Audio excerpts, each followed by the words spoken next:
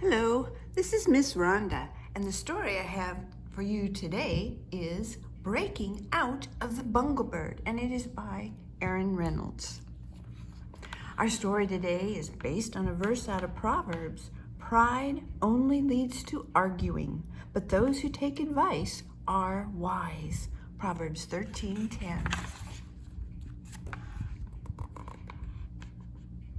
In the jungle of Bungle 2 lived a mosquito named Flea and a butterfly Sue. Two better best friends you have never seen, ever. And will stay best as friends, they would say, till forever. But as sometimes will happen with friends that are best, that friendship will sometimes be put to the test. Darling. And that is what happened one day last July to Flea Mosquito and Sue Butterfly.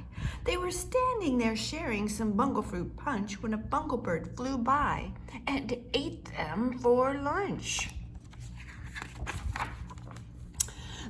The lights all went out and they felt themselves falling. They tried to crawl up with their very best crawling, but they hit with a splash. The air was quite smelly. Then they looked. There they stood in a bungle bird belly.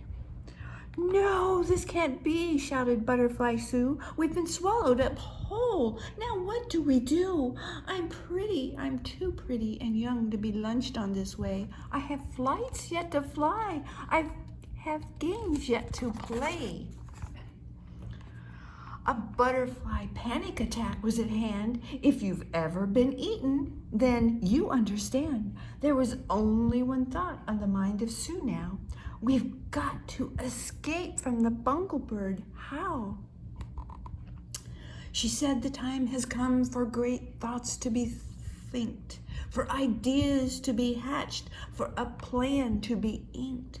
For any ideas far-fetched or absurd, we must form a plan to break out of this bird. So silence came over the two in the tummy of this bird who had thought that these bugs would be yummy. They thinked and they thinked and they thinked some more. They thinked and they thinked till their thinkers were sore. Until, lo and behold, the mosquito named Flea jumped up and said, Sue, I've got an idea. Oh, be quiet, Flea, said Butterfly Sue. You've upset the thinking I'm trying to do. Flea stood there and tried to pretend that she hadn't been hurt by her very best friend. Their problem was tricky, no time to be smug. After all, digestion waits for no bug. Flea tried to be patient. She tried to be true. And so she just sat there thinking with Sue. They thought and they thought and they thought and they thought till their foreheads were wet and their feelers were hot. Till Flea decided she'd try once again to spell out her plan to her butterfly friend. I've got it, said Flea. It's not a bad plan. But Sue stopped her and said, You've interrupted again. I'm trying to think of a way to get free, but I can't concentrate with you yapping at me. Well, my focus is broken. You might as well tell of this wonderful plan that you've thought up so well.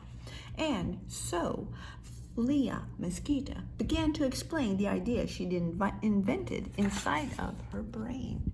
We could climb up the throat, up high to the head.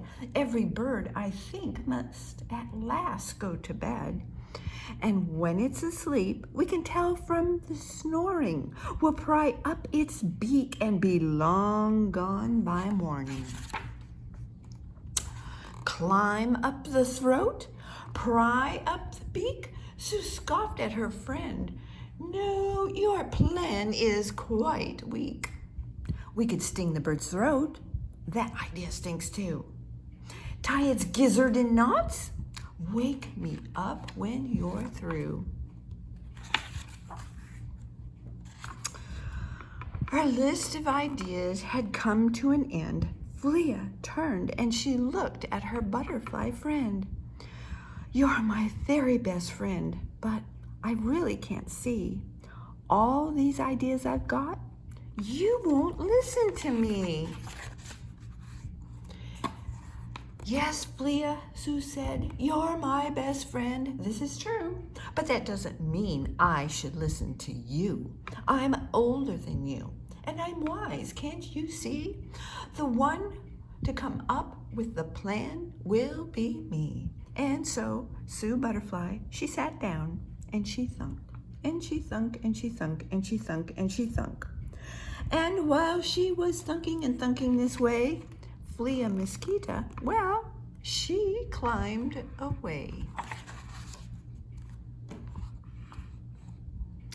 And later that night, the mosquito got out up the Bungle Bird's throat through the Bungle Bird's mouth. She slipped out the beak while the bird was asleep, and she did the whole thing without making a peep. And well, not so lucky with Butterfly Sue. She never came up with the right thing to do. The butterfly thought only she knew the way, so she's probably still in that belly today. Flea! It's really too bad. If she'd taken advice, then her story too might have turned out quite nice. So, if you ever get eaten and are close to your end, please listen and take the advice of your friend.